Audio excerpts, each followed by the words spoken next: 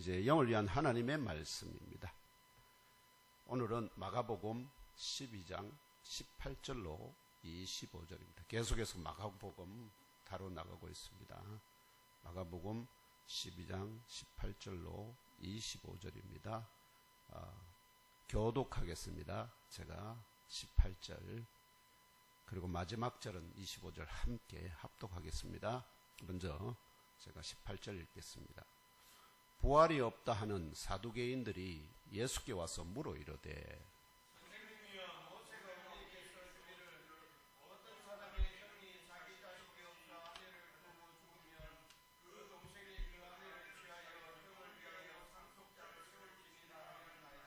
칠형제가 있었는데 마지가 아내를 취하였다가 상속자가 없이 죽고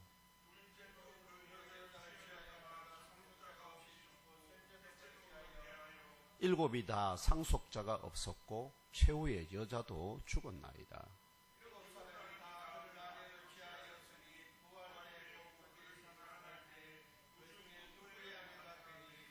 예수께서 이르시되 너희가 성경도 하나님의 능력도 알지 못함으로 오해함이 아니냐.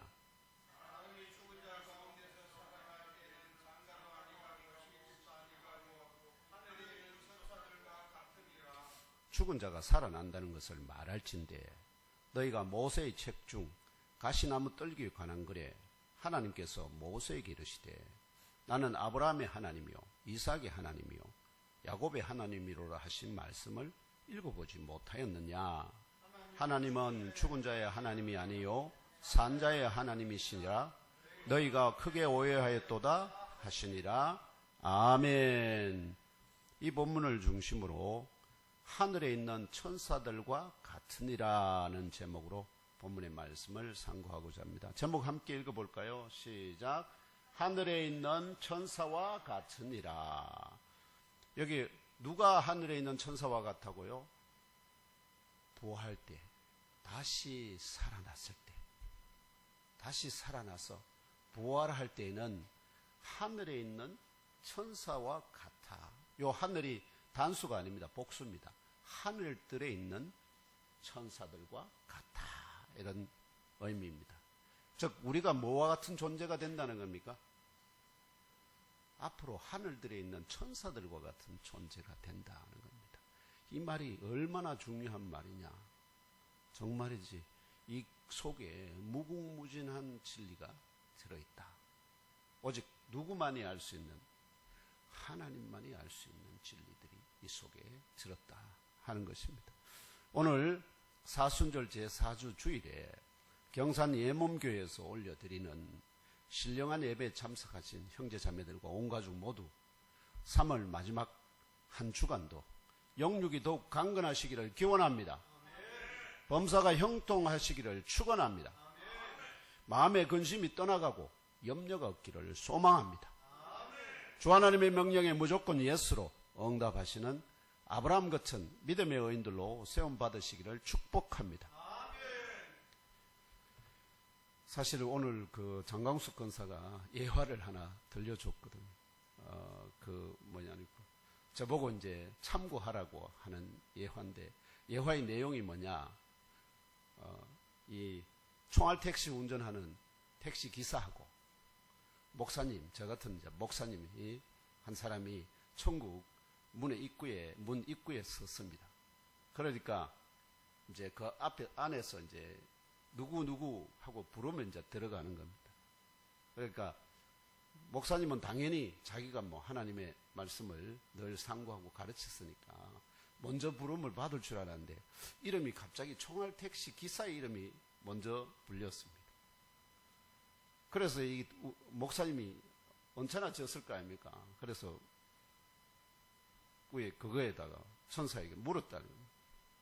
아니 왜 나는 평생에 하나님 말씀과 실험하다가 이제 지금 왔는데 왜 저 총알 택시 기사가 먼저 나보다 먼저 부름을 받아서 하나님 나라에 들어가냐?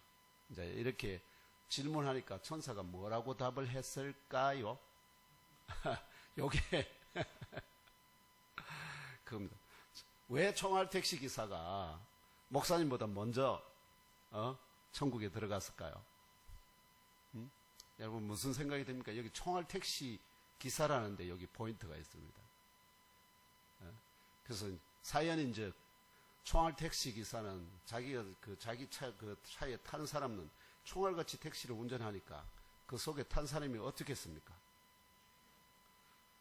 나 그냥 손을 그냥 모으고 하나님 앞에 주여 살려주십시오 하고 늘 기도하면서 기도하게 만들었다는 겁니다. 근데 목사님은 그러면 설교할 때마다 성도들을 어떻게 만들었을까요? 차게 만들었다. 이게 그 이유랍니다. 그래서 제가 참 걱정되는 게 제가 우리 성도님들을 졸게 만드는 것은 아닌지 걱정이 됩니다. 저를 위해서 오늘 졸지 마시고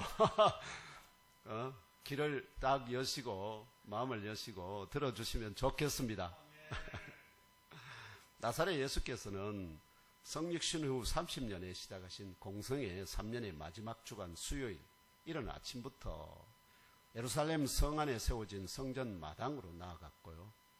그리고 가장 먼저 떼를 쥐어 나타난 대제사장들과 서기관들과 장로들로부터 성전 정화의 권위를 누구로부터 받았는지 도전받으셨을 때 요한의 세례가 하늘로부터냐 사람으로부터냐 하는 역질문으로 성전 정화의 권위도 사람으로부터가 아니라 누구로부터 와야 된다고요? 하나님으로부터. 그래서 나사렛 예수는 누구로부터 권위를 받아서 성전 정화를 하신다? 하나님으로부터 성전을. 근데 그 질문을 하는 대제사장, 서기관, 대제사장들은 누구로부터 권위를 받았다고요? 사람. 바로 로마 황제의 권위를 위임받은 로마 총독에게서 그걸 받았거든. 그 현실과 그 본질 사이에 그것을 그들로 하여금 뭐 하도록 생각하도록 요한의 세례가 하늘로부터냐 사람으로부터냐 이런 질문을 던졌다. 우리가 살아가는 인생에서 수많은 일들이 있는데 그 일들의 역사가 하늘로부터 이루어지는 것들일까요? 사람에 의해서만 이루어지는 것들일까요? 철학자들은 주로 누구에 의해서 이루어진다고 생각할까요? 사람에 의해서. 그러나 성경은 항상 모든 일의 그 근원은 누구로부터 나옵니까? 하나님으로부터 나옵니다. 욥이 알 수 없는 그죠? 환난 가운데 넘어져서 고통받았지만 근데 욥은 그 친구들은 알 수 있었을까요? 없었을까요? 알 수 없었습니다. 왜 이런 환난이 오는지, 왜 인생이 왜 이렇게 꼬이고 안 풀리는지 몰랐다. 근데 그게 꼭 나쁜 것만은 아니었다는 거죠. 왜냐하니까 하늘에서는 하나님께서 욥을 어떻게 했다고요? 너무나 칭찬했다. 내 봤냐? 내 종 저렇게 순전하고 믿음이 충만한 종, 내 종 욥을 봤냐? 이제 그걸 시기하는 사탄이 하나님이 너무 잘해주시니까 그렇잖아요. 한번 그를 쳐서 고난 가운데 하면은 틀림없이 하나님 욕하고 죽을 겁니다. 이제 그런 시험 때문에 결국 고난이.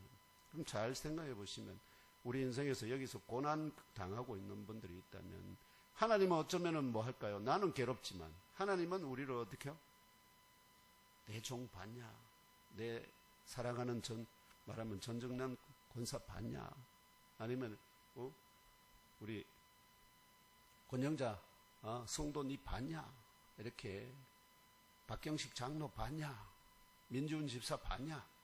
조은전 집사 봤냐? 장광숙 권사 봤냐?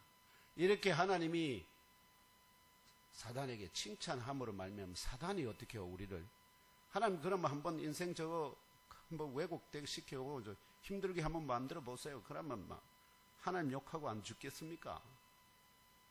자, 그런 배경이 있을 수 있다 하는 것을 그게 믿음을 가진 성도가 바라봐야 할 뭘까요? 내 인생을 바라볼 때 내 인생이 왜 이렇게 꼬이는가? 하나님과 나 사이에 하나님이 좀 더 나와 깊은 관계를 원하시는 것다 하는 것을 깨달아 아시기를 주님의 이름으로 축원합니다. 그게 진정한 복입니다.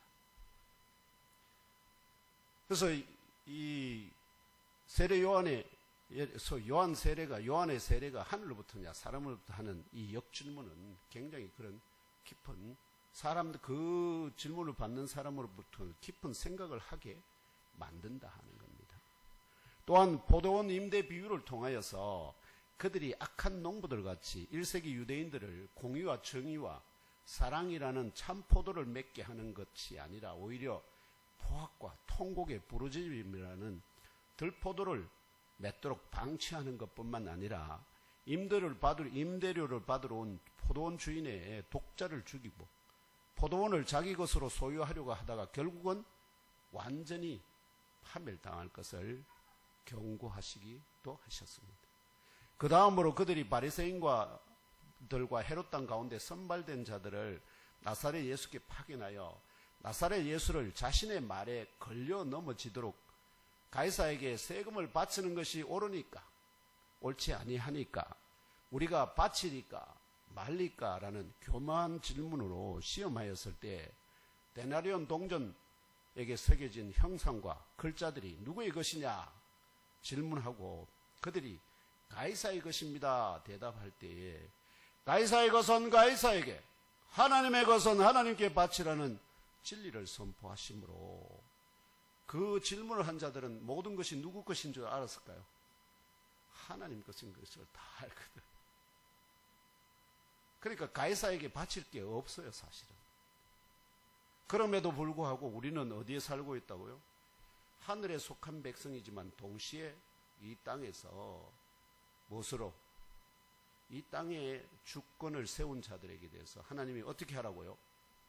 마치 교도소에 갇혀있는 죄를 짓고 교도소에 갇혀있는 죄수들에게 간수들이 뭐 합니까? 그들에게 명령하고 쉴 때는 쉬라 하고 일할 때는 일하게 하고 이렇게 그 오다에 그들이 순종하지 않으면 어떻게 된다고요? 맞을 수도 있고 더 험한 처벌을 받을 수도 있고 죽임을 당할 수도 있다 하는 겁니다. 그런 것을 피하기 위해서 어떻게 하라고요? 현실의 법체계에 뭐하라? 순종하라. 그것을 그 배경에 깔고 있다 하는 사실을 깨달아 하심으로 그 입을 닫게 만들었고요. 이들의 책략을 무력화시키고 시험을 이기고 승리하셨습니다. 이어지는 오늘의 말씀 18절에서도 1세기 당시에 유대인들의 주류 정치 종교적 세력의 하나였던 사두개파 유대인들이 나사렛 예수께 나와서 한 가지 질문을 하였다고 증언합니다. 그들이 던진 질문은 무엇이었을까요? 또 그 의도가 무엇이었을까요? 둘째, 나사렛 예수께서는 어떠한 진리로 그 질문에 응답하셨을까요? 이러한 명제를 상고하는 가운데 오늘 예mon교회 주일 예배에 참석하신 형제 자매 여러분 모두 예mon교회의 머리 대신 나사렛 예수 그리스도의 말씀에 귀를 기울이고 순종하여 죽기까지 따르는 의인의 한 사람으로 세움받고 때를 따라 부활의 알곡으로 수확되시기를 축원합니다. 먼저 사두개인들이 던진 질문과 그 의도가 무엇인지 알아보겠습니다. 먼저 사두개인들이 어떤 사람인지 알아보겠습니다. 사두개인이라는 부류가 어떤 사람들인가?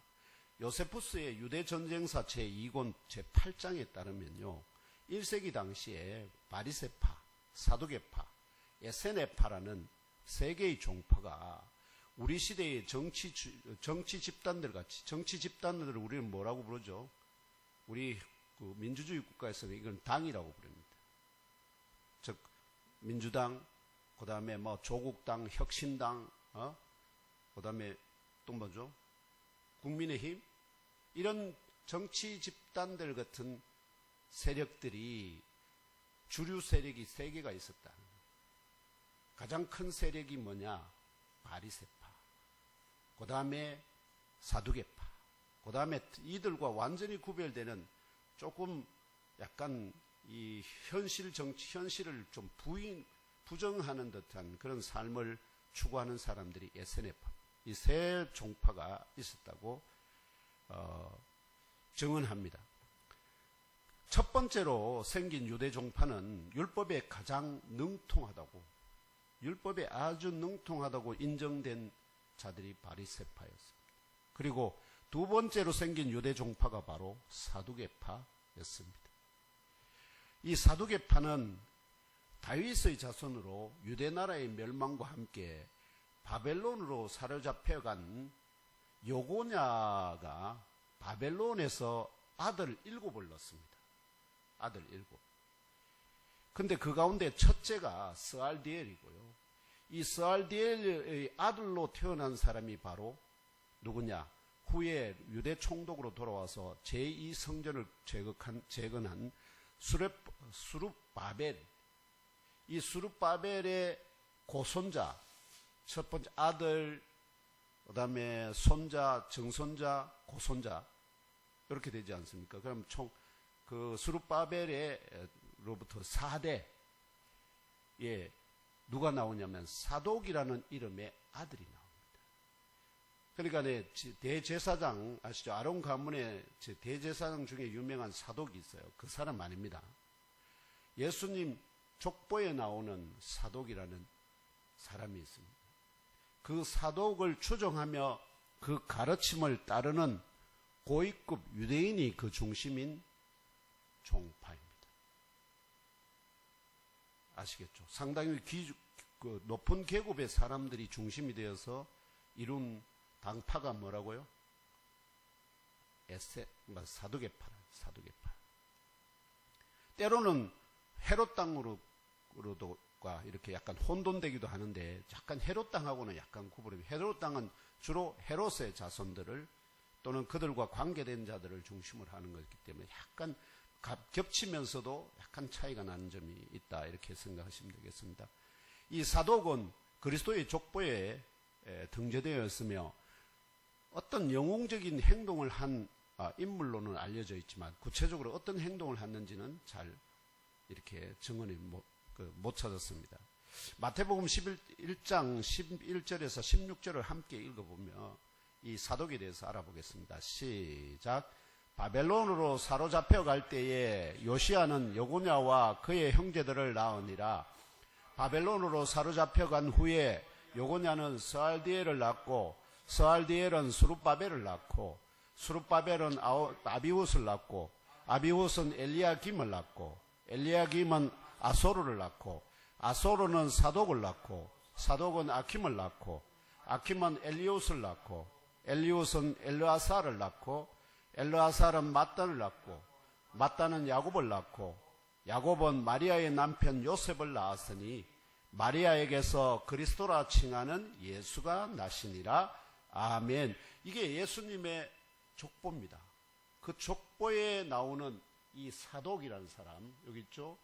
아소르라는 아들, 아버지가 아소르고 그 아들은 또 아킴이, 이 사독의 말하면 가르침과, 이 사독이 결국은 바벨론에서 유대 나라로 되돌아와서 뭔가 그들에게 큰 영향력을 미친 것 같습니다. 왜냐하면 이게 알다시피 유다지파이기 때문에 유다지파들은 대부분은 왕통 아닙니까? 그러니까 귀족 계급에 속하는 자였다 하는 것입니다.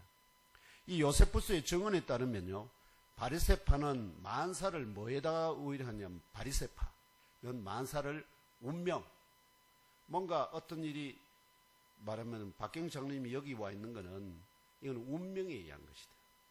다음에 또 하나님의 간섭하심, 이런 것을 말하면 그것이 인생을 이끌어간다 하고 이렇게 믿는 사람들이었습니다. 그런데 사두개파는 어떤 사람이냐? 운명을 아예 배제합니다. 운명이라는 거 없어. 정해진 게 없다. 전적으로 모든 것은 누구에게 달렸느냐? 하나님과 사람 자신에게 달렸다. 내가 선택에 의해서 선을 행하기도 하고 악을 행하는 건 전적으로 누구의 의지? 자기 자신의 의지에 따른 것이다 하는 것입니다. 그래서 바리새파는 운명에 의한 것이다 주장하면서도 선과 악을 행할 수 있는 의지는 주로 인간의 능력에 있음을 인정합니다. 사두개파는 선을 행하든지 악을 행하든지 그것은 전적으로 인간 자신의 선택이라고 주장하였어요. 이건 철학적인 어떤 주장들입니다. 그런데 바리새파는 모든 영혼은 썩지 않는다고 주장하였으며, 이게 한글로 번역되어 있는 부분을 그대로 취하다 보니까 이 영혼이라고 번역되어 있는 요세푸스의 그 책이 푸뉴마에 대한 것인지 푸시키에 대한 것인지 지금 정확하게 하기 어려운데, 이때 당시의 사람들은 하나님을 믿지 않는 사람들은 대부분 다 철학적인 그 기준을 갖고 있기 때문에 이것은 여기들은 예측하기는 푸시케일 가능성이 굉장히 높습니다. 그래서 푸시케는 썩지 않는다고 주장하였으며, 근데 선한 사람의 푸시케는 어떻게 된다고요? 선한 사람의 그 푸시케는 육체를 떠나서 어디로? 하나님께로 돌아가지만, 악인의 푸시케는 어떻게 되는가요? 영원한 심판을 뜻해서 그 몸에서 떠나지도 못하고 마치 우리가 죽으면 구천을 떠도는 듯이 이렇게 이해했다. 반면에 사두개파는 뭐를 인정하지 않냐면은 이 영의 또는 푸시케의 불멸을 믿지 않았습니다. 사람이 죽으면 빠져나오는 그것이 푸시케라는데 그것이 영혼 불멸하지 않는다. 그럼 어떻게 된다는 거죠? 소멸돼버려. 그것도 없어질 수 있다. 그럼 인생은 결국 살아있는 동안이 다고 죽으면 끝이다. 이런 사상을 가지고 있는 사람들이기 때문에, 그러면은 그때 당시에 뭐냐면 하데스, 지옥이라는 게, 지옥에서의 심판과 형벌도 믿었을까요? 믿지 않았을까요? 아무것도 남지 않는데. 요게 사두개파들의 중요한 주장입니다. 이러한 역사적 증언과 일치하는 사도행전 23장 6절에서 9절에 그런 사두개파들이 뭘 믿고 안 믿는지에 대해서 증언합니다. 사도행전 23장 6절에서 9절 함께 읽으면 알아봅시다. 시작. 바울이 그중 일부는 사두개인이요 다른 일부는 바리새파인 줄 알고 공회에서 외쳐 이르되 여러분 형제들아, 나는 바리새인이요 또 바리새인의 아들이라. 죽은 자의 소망 곧 부활로 말미암아 내가 신문을 받노라. 그 말을 한즉 바리새인과 사두개인 사이에 다툼이 생겨 무리가 나누어지니, 이는 사두개인은 부활도 없고 천사도 없고 영도 없다 하고 바리새인은 다 있다 함이라. 크게 떠들새 바리새인 편에서 몇 서기관이 일어나 다투어 이르되 우리가 이 사람을 보니 악한 것이 없도다. 혹 영이나 혹 천사가 그에게 말하였으면 어찌하겠느냐 하여. 아멘. 이게 어떤 사건이냐면 바울이 결국 유대인들로 고소를 당했습니다. 고소를 당해서 그래서 결국은 총독 관저에서 이루어지는 말하면 재판에 불려 나왔는데, 이제 유대인들이 막 바울을 고소를 막 합니다. 근데 그 고소를 하는 유대인들 무리가 두 그룹으로 돼. 주로 바리새인들과 사두개인들로 되어 있는데, 이 둘의 주장은 완전히 다르거든요. 여기 나오듯이 사두개인은 부활도 없고 천사도 없고 영도 없다 하고 바리새인은 다 있다 믿는 사람, 주장하는 사람들이죠. 그러니까 바울이 뭐라고 딱 자기에 대해서 나는 바리새인이고 바리새인의 아들이다. 그래서 뭐를 믿는다고요? 부활도 믿고 천사도 믿고 영도 믿고. 그래서 내가 부활한다는 거 전하는 이것 때문에 내가 고난을 당한다니까 갑자기 바리새인들이 그거는 우리가 믿는 거하고 똑같은데. 그러니까 바리새인들이 일어나서 뭐 한다고요? 이 사람 죄가 없네. 그러면 부활한다는데 뭐가 그게 죄야? 근데 사두개인들은 뭐가 없다고? 부활도 없고 영도 없고 천사도 없다 하니까 바울이 하는 말이 뭐라? 말하면은 이건 이단 사상이야. 이제 이렇게 하니까 그들 사이에 뭐가 붙어서 결국 논쟁이 붙어서 이 재판이 엉망진창이 돼버렸다. 그래서 나중에 바울이 어떻게 할까요? 내가 로마 황제에게 상소한다 하면서 이제 결국 로마로 가게 되는 사건이 일어나게 됩니다. 뒤에 이러한 증거들을 참조하면요. 지금 요세푸스에 대한 역사적 기록 말씀드렸고, 그 다음에 사도행전 23장 6절에 이 말씀도 그 6절에서 9절 그 증거들을 참조하면은 1세기 사도계파들은 왕족을 포함한 고위 지배층 유대인들로 조직된 종파고요. 부활도 없고 천사도 없고 영도 없고 하데스에서의 심판과 형벌도 없다고 주장했기 때문에, 그러면 사람이 악을 행하든지 선을 행하든지 그것은 전적으로 자신의 선택에 따른 것이다 하는 결론에 도달할 수밖에 없었죠. 왜냐하면 욥이 고난을 받는 것은 누구 때문입니까? 자기 의지가 아니고 어떻게 해요? 영적인 능력에 의한 건데, 그런 것들을 어떻게 해요? 인정하지 않는다. 결과적으로 오늘 말씀의 18절에서 부활이 없다 하는 사두개인들이라고 표현하잖아요. 부활이 없다 하는 사두개인들. 이 증언에 이어서 사두개인들이 나사렛 예수께 던진 질문의 배경은 자신들이 믿고 주장하는 바 뭐가 없다고요? 부활이 없다 하는 이것이 참이다는 긍정의 답변을 누구로부터 받기를 원했을까요? 나사렛 예수로부터. 왜냐하면 그분이 굉장히 권위 있는 걸로 모든 사람들이 인정하니까.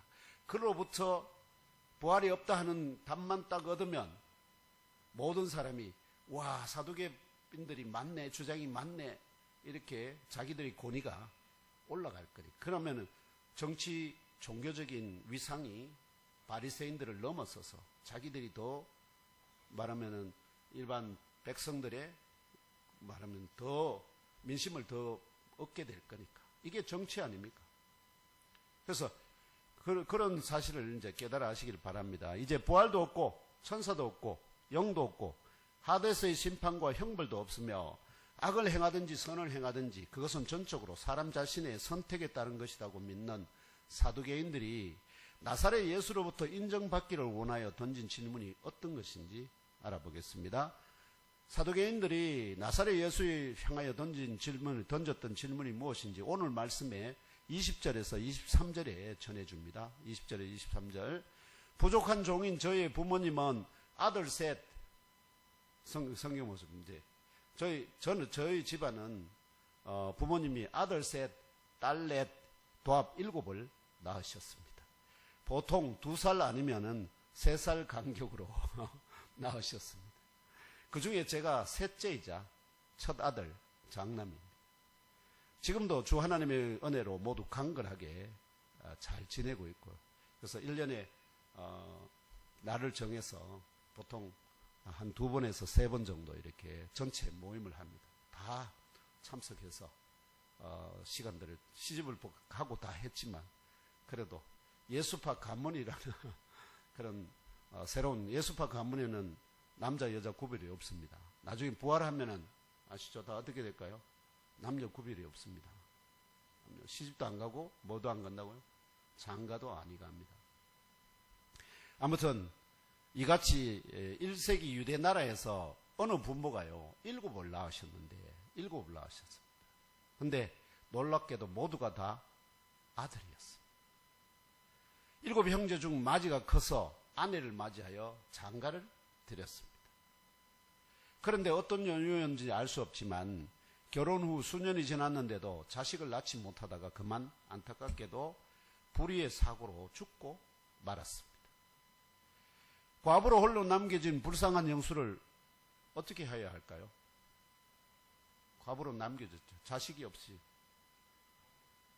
과부로 남겨졌어요. 그 아내가.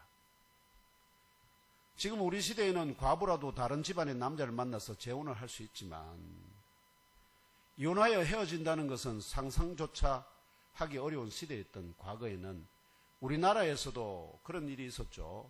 처녀가 부모를 떠나 남의 집안으로 시집가면 죽기 전에는 어떻게 해요? 그 집안에서 나오지 못하게 하는 유교적인 전통이 있었다는 사실 알고 계시죠? 1세기 유대 나라에서도 이와 같은 전통이 지켜지고 있었습니다. 이러한 불합리하고 비인간적인 전통으로부터 과부로 홀로 남겨진 아내를 그 집안에서 보호하고 계속 살아갈 소망을 얻게 하기 위하여 하나님의 종 모세는 마지막 유언 설교인 신명기 25장에서 집에서 함께 거주하는 둘째 아들이 그 형수를 아내로 맞이하고 동침하여서 형수로서 아내 된 그 여인이 낳는 첫 아들은 형의 이름을 갖게 합니다. 아시죠? 낳는 그 아들을 동생이 대신 그 여자를 아내를 취해가지고 그 여자가 낳는 첫째 아들은 무조건 누구의 이름을 만든다고요? 형의, 자식이 없이 죽은 형의 이름을 해서 그 이름이 이스라엘에서 어떻게요? 지워지지, 끊어지지 않도록 계속 이어가게 만든다. 이렇게 하도록 이스라엘 나라에서는 형의 이름이 없어지지 않도록 하라는, 요게 사자성어로 하면 뭐가 됐냐면은 형사치수입니다. 형이 죽으면 동생이 형수를 취하여서 그 후손을 잇게 하라. 요게 형사치수. 이것을 규례로 지키라고 설교하였습니다. 신명기 25장 5절 6절 함께 읽으면 알아봅시다. 시작.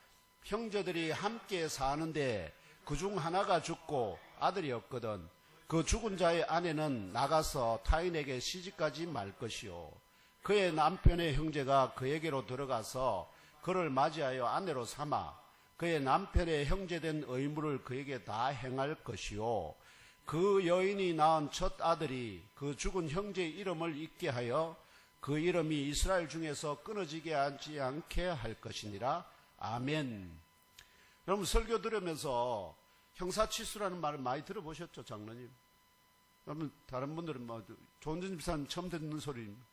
그죠? 형사치수. 사자성어로. 권영 집사님 어떻습니까? 형사치수. 형이 죽으면 그 동생이 그 아내를 자기 아내로 취해서 그 자식을 낳게 하고 첫 아들은 그 형의 이름을 그대로 따서 그래서 그 형의 이름이 이스라엘 가운데 끊어지지 않도록 계속 맥을 이어가게 하라. 요게 형사치수의 신명기 25장에서 모세가 유대인들에게 명령하는 바입니다. 그런데 더욱 놀라운 거 하나 여러분 주목해야 될 건 뭐냐면은 이 모세를 통해 우리 전통 가운데 어떻게요? 남의 시집 가면은 출가하면은 뭐라? 출가 외인이잖아요. 그럼 자기 집으로 돌아오면 안 됩니다. 출가 외인이래요. 이 출가 외인의 규례가 이스라엘 나라에서 그대로 지켜지고 있었다는 겁니다. 왜냐하면 5절에 형제들이 함께 사는데 그중 하나가 죽고 아들이 없거든 그 죽은 자의 아내는 나가서 타인에게 시집가라 합니까? 가지 말라 합니까? 그럼 뭐라 합니까? 시집가지 말라니까요. 아니 그런데 자식도 없어. 과부야. 그럼 그 집안에 그냥 뭐라 하는 거? 뼈를 묻으라는 거 아닙니까? 이게 출가 외인 아닙니까? 근데 요게 형사치수하고 요 출가 외인이 함께 묶여서 있습니다. 그런데 요 출가 외인의 이 규례를 세울 때 조건이 딱 하나 있습니다. 뭡니까? 형제들이 함께 사는데 조건이 있습니다. 이거 사람들이 잘 주목하네요. 요 형제들이 함께 사는데 하는 말은 뭐냐니까 함께 거주한다는 겁니다. 장가를 갔는데도 그 동생들과 함께 어떻게요? 형수와 함께 온 식구가 함께 산다는 겁니다.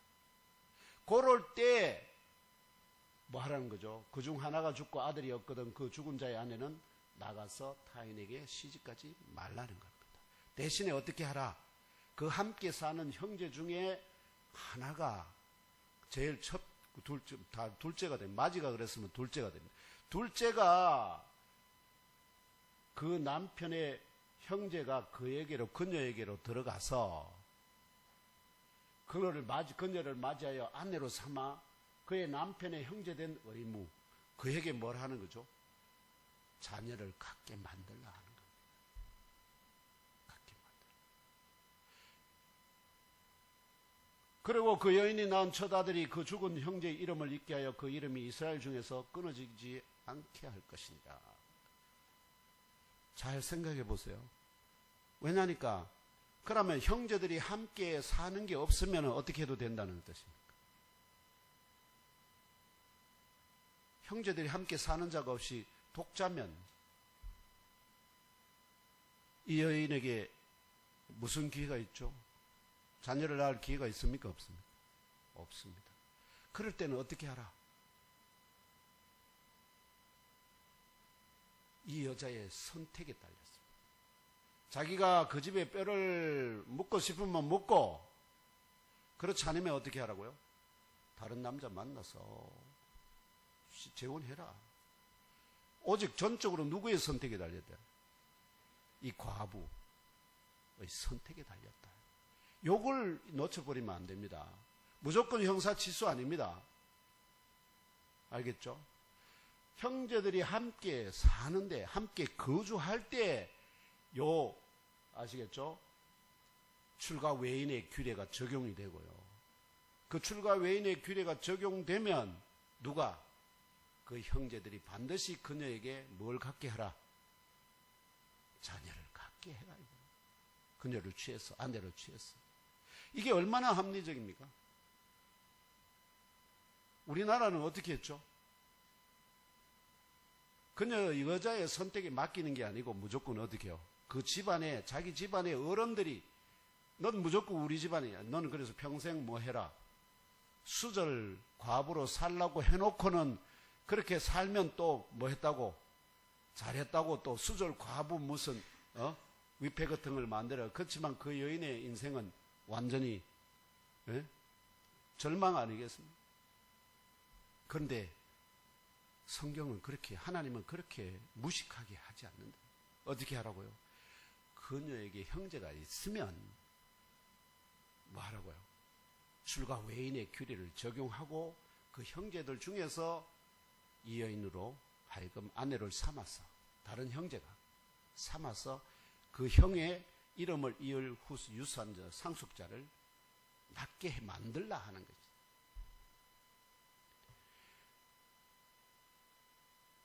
그래서 그렇다면 이 출가 외인의 규례, 형제들이 함께 산다는 말의 의미는 뭘까요? 함께 거주한다, 산다. 이게 산다고 할 때 저게 거주한다는 뜻입니다. 함께 그 집에 함께 머물다는 뜻입니다. 이 형제들이 함께 살 때는 결혼한 형이랑 함께 사는 때로서 동생들이 아직 결혼하지 않은, 아시죠? 결혼하지 않은 곧 미혼인 상태, 결혼한 두 사람이 그 가정에 함께 살 수는 없거든요. 그러면 함께 산다는 것은 아직 미혼 상태인 걸 의미하는 겁니다. 형제들이. 아시죠? 미혼 상태일 때는, 왜냐면 하나님은 이스라엘 나라에서는 일부일처거든요. 중복 결혼이 안 됩니다. 그렇기 때문에 미혼인 상태에서는 과부를 취할 수가 있는데, 결혼한 상태에서는 과부를 취하면 안 됩니다. 이게 율법에 어긋납니다. 그렇기 때문에 미혼인 상태에서는 뭐가 되고요? 하나님이 허락하십니다. 그 다음에 군사로 출전하지 않은 상태일 수도. 왜냐하면 집에 머문다는 것은 군사로 출전하면 집을 떠나서 있게 되니까. 그래서 집에 떠나 있는, 군대 가 있는 아들을 불러가지고 뭐 하라고요? 너 형수 취해가지고 자식 낳게 하라. 이렇게 하진 않는다. 또 하나는 뭐냐? 제사장이나 선지자 등으로 하나님의 부르심을 받은 자들이 있습니다. 결혼을 안 했는데, 함께 머무는데. 그런데 그런 자들은, 제사장은 절대로 과부를 아내로 취하면 안 됩니다. 아시겠죠? 즉, 함께, 집에 형제들이 함께 산다는 말은, 이런 하나님이 말하면 규정하는 이런, 법리, 율법을 어기지 않는 범주 내에서만, 아시죠? 내에서만 뭐 하라는 거죠? 이 과부를 취해서 아내로 삼을 수 있도록 허용하셨다 하는 것입니다. 결국 함께 사는 미혼이고 국가적인 혹은 신앙적 의미에서 자유한 동생이 과부로 홀로 남겨진 형수에게로 들어가고 그녀를 맞이하여 아내로 삼아서 그녀의 남편의 형제된 의무를 그녀에게 다 행할 수 있었기 때문입니다. 역으로 함께 살지만 미혼도 아니고 국가적인 혹은 신앙적 의미에서 자유하지 못한 동생이 있거나 혹은 아예 이러한 형사치수의 규례에 행할 동생이 하나도 없다면 어떻게 하라고요? 이 출가 외인의 규례는 지키지 않아도 무방하다는 의미입니다. 이 예를 들어서 그 과부로 홀로 남겨진 아내가 룻기에 나오지 않습니까? 룻기에 나오미가 두 며느리를 가졌습니다. 하나는 오르바고 하나는 룻입니다. 그래서 근데 두 아들이 자식이 없이 다 죽고 말았습니다. 그래서 과부만 셋이 남았습니다. 나오미도 남편 죽어버리고 두 며느리도 남편 죽어버리고 세 과부가 남았습니다. 그러니까 나오미가 이제 어떻게 해요? 나는 내 고향으로 돌아가려한다 해서 이 이방에서 모압에서 두 아내를 취했는데 두 며느리를 취했는데 이 두 며느리에게 나는 돌아갈 거니까 너희들에게 왜냐하면 내가 자식을 낳아가지고 너희들을 언제 다시 결혼 말하면 형사치수 해가지고 너희들이 자식을 얻을 아무런 소망이 없으니까 어떻게 하냐? 너희들은 너희 부모에게로 돌아가서 다른 남자 만나서 행복하게 잘 살아라 하고 이제 말하면 그들을 내보내려고 합니다. 자기는 그들을 떠나서 돌아오려고 합니다. 그럴 때 이 룻기에 나오는 두 이방 여인 며느리의 하나인 룻처럼 어떻게 해요? 스스로 선택합니다. 스스로 어떻게 해요? 출가 외인의 규례를 따라 그 집안의 식구로 평생을 그 남편의 어머니와 함께 지내기로. 그래서 끝까지 어머니를 따라서 어디로 옵니까? 나오미의 고향으로, 그 남편의 고향으로, 본향으로 되돌아옵니다. 아니면 같은 룻기에서 두 이방 여인 며느리의 하나인 오르바처럼, 오르바는 어떻게 할까요? 역시 동일한 출가 외인의 규례를 따르지만 그럼에도 자유롭게 그 집안을 떠나서 다른 집안의 남자를 만나 재혼하든지 스스로 결정할 수 있게 허락이 되었습니다. 이게 우리가 룻기에서 볼 수 있는 하나의 사례 아닙니까? 그러니까 뭐 할 때는, 뭐가 없을 때는, 형제가 함께 거하지 아니할 때는 그걸 상속자를 세울 그런 형제가 아무도 없다면 어떻게 해요? 그 과부의 스스로의 선택에 의해서 그 집안의 시어머니와 함께 살든지 아니면 떠나서 자기 길을 가든지. 이거는 전적으로 누구의 그 선택에 달렸다고요? 과부의 된 차의 선택에 달렸다. 이게 매우 합리적이고 합당하다는 것입니다. 이처럼 모세가 신명기 유언설교 가운데 정언하는 바 출가 외인의 규례를 전제한 형사 취수의, 그러니까 출가 외인의 규례를 전제해서 형사 취수의 규례를 세운 것입니다. 그런데 1세기 유대인들은, 사두개인들은 어디에만 집중을 하고 있느냐면은 형사 취수의 규례에만 매몰된 듯이 오늘 말씀의 19절에서 나사렛 예수를 향하여 선생님이여, 모세가 우리에게 써주기를 어떤 사람의 형이 자식이 없이 아내를 두고 죽으면 그 동생이 그 아내를 취하여 형을 위하여 상속자를 세울지니라 하였나이다고 이렇게 말하므로 자신들의 질문이 하나님의 진리 위에 기준을 두고 있다는 뜻을 내비칩니다. 그럼에도 불구하고 뭐를 생략해버렸죠? 형제들이 함께 사는데 이 부분을 싹 빼버렸습니다. 이 부분을. 그래서 다만 뭐에만 형이 죽으면은, 자식이 없이 죽으면은 그 과부를 동생이 취해가지고 어떻게요? 그 말하면 혈통을 계속 있게 하라. 여기에만 집중하고 있다. 그게 핵심이 아닙니다. 뭐죠? 누구를 위한 이 제도일까요? 이게 며느리를 위한 제도입니다. 며느리를 위한 제도입니다. 근데 이 형사치수의 규례는 절대적인 규례가 아니었습니다. 절대적이지 않다는 말은 지킬 수도 있고 안 지켜도 말하면은 하나님이 사형을 시키거나 이런 제도가 그런 규례가 아닙니다. 왜 그러냐? 왜냐하면 이 형제들이 이 규례에 복종하지 않을 경우에 대비한 내용도 있습니다. 그럴 때 어떻게 하라고요? 어떻게 하는지. 이어지는 신명기 25장 7절로 10절 함께 읽으면 알아보겠습니다. 시작.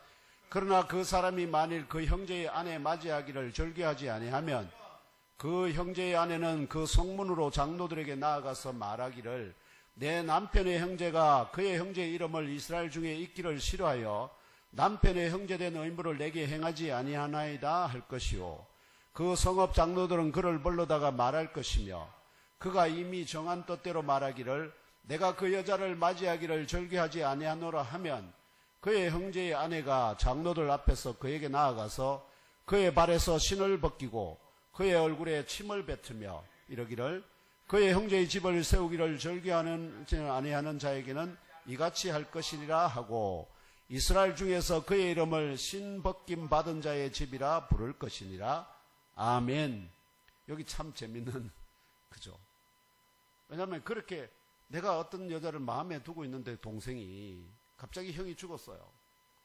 근데 마음에 없는 이 다른 사랑하는 사람을 마음에 두는 사람 주고 이 여인과 결혼 취해서 하려니까 이 사랑하는 사람을 버려야 되잖아요. 그럴 때는 어떻게 하라고요? 나 이 여자랑 말하면 아내로 취할 수 없습니다. 이렇게 하면 그 과부가 어떻게 하라고요? 그 성읍에 있는 장로들에게 나아가서 이 남편의 형제된 자가 형제된 의무, 형사치수의 이 규례를 행하지 않으려고 합니다 하고 고발하면 어떻게 한다고요? 장로들이 그 사람을 불러서 너 왜 그렇게 하지 않느냐 하니까 나는 이 여인을 취하는 것을 싫어합니다. 난 거부합니다. 그러면 어떻게 하라고요? 이 며느리가, 이 과부가 어떻게 하라고? 남편의 얼굴에 뭐를 붙으며 첫 번째 제일 먼저 나아가서 그에게 발에서 신을 벗기고. 우리 신이 참 희한하죠. 왜 신을 벗길까요? 응? 신이라는 걸 신고 가야 멀리 어디 달아나든지. 옛날에 중국말 그런 속담이 있었는데 여인들이 발에다가 너무 작은 신을 신겨가지고 못하도록 도망가지 못하도록 그 신발을 신고는 그렇게 말하면 신발이라고 하는 것이 뭔가 자유 또는 어떤 탈출 이런 거하고 관계가 있는 것입니다. 하여튼 그의 발에서 신을 벗기고 그의 얼굴에 침을 뱉으며 그리고 말하라는 겁니다. 그의 형제의 집을 세우기를 절개하지 아니하는 자에게는 이같이 할 것이라 하고는 그래서 그렇게 한 사람은 결혼을 안 한, 말하면 그 여인을 취해서 결혼을 안 하는 대신에 뭐를 당한다는 거죠? 참 모욕을 당한다는 겁니다. 그래서 의무를 진 그 사람이 만일 그 형제의 아내 맞이하기를 절개하지 아니하면은 결국은 그의 발에서 신을 벗기고 그의 얼굴에 침을 뱉으며 그의 형제의 집을 세우기를 절개하지 아니하는 자다. 이렇게 말하면 뭐랄까요? 형제에 대한 사랑이 없다. 이걸 만천하에 공포하고 그리고 그 사람의 그 집을 뭐라고 부르라고요? 신벗김 받은 자의 집이라 이렇게 부르라는 것입니다. 결과적으로 형사치수의 규례를 이행하지 아니하더라도 어떻게요? 그 사람은 심한 모욕과 의무 불이행자라는 정신적 상처를 받지만 죽임을 당하거나 신체적인 형벌을 받지는 아니한다는 것입니다. 그러니까 굉장히 뭘까요? 윤리 도덕에 기초한 하나의 어떤 규례라 하는 것이 하나님께서 십계명처럼 뭐 하죠? 그 십계명을 어기면 어떻게 되죠? 사형입니다. 그와 같은 엄격한 절대적인 규례가 아니라는 것입니다. 이러한 형사치수의 규례를 근거로 사두개인들이 질문이 22절에서 27절에 만약이라는 조건에 이어 23절로 제시됩니다. 20에서 22절에 만약이라는 조건이 무엇인지 알아보겠습니다. 7형제가 있었습니다. 첫째가 아내를 취했습니다. 또한 그가 죽으면서 그가 후사를 남기지 못하였습니다. 그래서 둘째가 그녀 자신을 취하였습니다. 또한 그도 후사를 남기지 못한 중에 죽었습니다. 그래서 셋째도 그렇게 마찬가지로 하였습니다. 그래서 7형제가 후사를 남기지 못하였습니다. 모두가 끝에 그 여자도 죽었습니다. 이것이 만약이라는 조건입니다. 아들 7이 있었는데 그 아들이 첫째가 아들을 취하고 그 아내를 취해서 결혼을 했는데 자식이 없이 죽어버렸습니다. 그러면 형사치수에 따라서 뭐 하라고요? 둘째가 아내를 취했는데 둘째도 자식을 못 낳고 죽어버렸습니다. 그래서 7이 다 그렇게 죽었다면 다시 살아. 부활 때에 다시 살아날 때 7이 다 그녀를 아내를 취해서 동침했다 아닙니까? 그러면 이 여인은 부활 때에 다 살아날 거니까 누구의 아내가 되겠습니까? 질문이 이겁니다. 부활이 없어야 이런 모순이 생기지 않을 거 아닙니까? 부활이 있으면 이런 모순이 생기는데 이래도 부활이 있어야 됩니까? 이제 이런 주장입니다. 사도계인들의 결론적 질문이 23절입니다. 찾아서 다시 한번 함께 읽으며 알아봅시다. 23절입니다. 질문. 23절 말씀 함께 읽겠습니다. 시작. 7사람이 다 그를 아내로 취하였으니 부활 때 곧 그들이 살아날 때에 그 중에 누구의 아내가 되리까? 아멘. 이해되시죠? 7이 다 아내로 취했습니다. 그런데 형사치수에 의해서 그런데 7이 다 자식이 없이 죽었습니다. 그러면 부활 때에 다시 살아날 때 이 여인은 누구의 아내가 되어야 됩니까? 맞아야 그럼 둘째는? 둘째도 아내로 취했는데 셋째는? 만약 저와 형제자매 여러분이 부활을 믿지도 그 세밀한 부분도 알지 못하는 누군가로부터 그들이 살아날 때인 부활 중에 그녀는 그들 자신의 어느 누구의 아내가 되어질까요? 이렇게 왜냐하면 그 7사람이 그녀 자신을 아내로 취하였기 때문입니다. 이렇게 질문을 받으신다면 여러분들 우리 방금 권영재 집사님처럼 마지가 그 남편이 되어야 된다고 생각하십니까? 이어지는 왜냐하면 예수님이 답을 주셨거든요. 그러니까 예수님 답을 이제 우리는 누구의 답을 우리의 답을 뭘로 삼아야 될까요? 예수님의 답을 우리의 답으로 삼아야 됩니다. 자, 24절에서 27절이 증언하는 바인데 나사렛 예수께서는 이 사두개인들의 이 물음에 대해 선포하시고 가르치신 부활 관련 영적인 진리가 무엇인지 귀담아 들으시고 깨달아 하시고 믿고 먼저 자신의 심령 깊은 곳에 잘 박힌 못으로 영접하여 들으신 후에 부활 관련 질문을 던진 누구에게라도 대답할 말도 준비하시는 지혜롭고 명철한 아브라함과 사라 같은 믿음의 여인들로 모두 장성하시기를 주 예수님 이름으로 축복하며 기도합니다. 질문의 핵심이 요거였다는 겁니다. 그럼 나사렛 예수께서 어떠한 진리로 응답하셨는지 잠깐만 살펴보고 오늘 설교를 중간에서 마치겠습니다. 오늘 말씀의 24절에 나사렛 예수께서는 먼저 부활을 믿지 못한 채 이러한 명제를 만들고 질문으로 던지는 사두개인들을 향하여 분명하게 너희가 성경도 하나님의 능력도 알지 못함으로 오해함이 아니냐 반문하셨습니다. 다시 말하면 너희들이 성경도 하나님의 능력도 알지 못한 채 너희들이 이러한 명제를 통하여 부활을 믿지 못하도록 미혹당하지 않았느냐 반문하신 것입니다. 이게 오해라는 말에 너무 약하게 번역해냈습니다. 원래는 미끄러지다, 미혹당하다는 뜻입니다. 결국 이 명제, 이런 명제를 만들어가지고 자기들이 답을 할 수 있었겠습니까? 답을 할 수 없었겠습니까? 이거는 절대 불가하다. 그러면 뭐가 없어야 돼? 부활이 있으면 안 돼. 이런 결론에 그게 바로 그들이 만든 명제 자체가 그들을 뭐하게 만들었다고요? 결국 자기들이 그것으로 말미암아 미혹당하게 만들었다. 근데 이 미혹당하게 된 것이 결국 그들이 뭐가 없었겠습니까? 영적인 무지 때문에. 영적인 무지.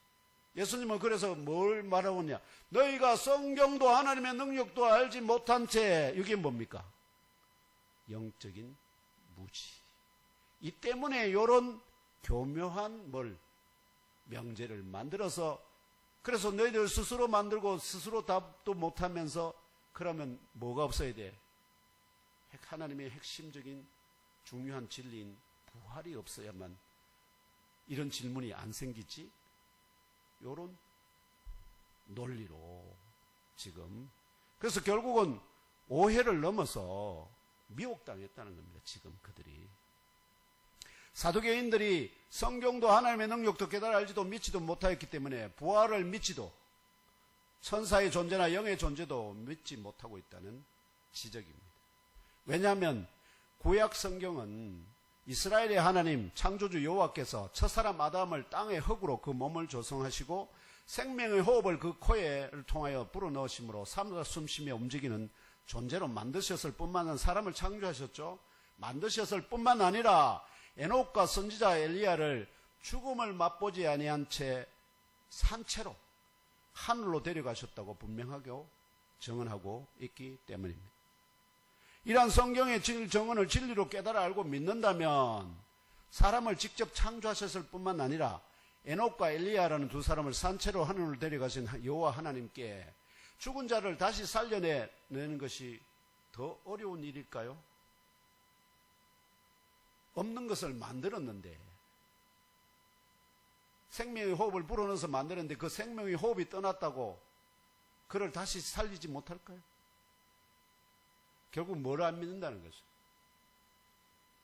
하나님이 인간을 창조하셨다는 것과 또 에녹과 엘리야를 산채로 하나님이 하늘로 데려가셨다는 그 사실 자체를, 진리 자체를 믿지 않으니까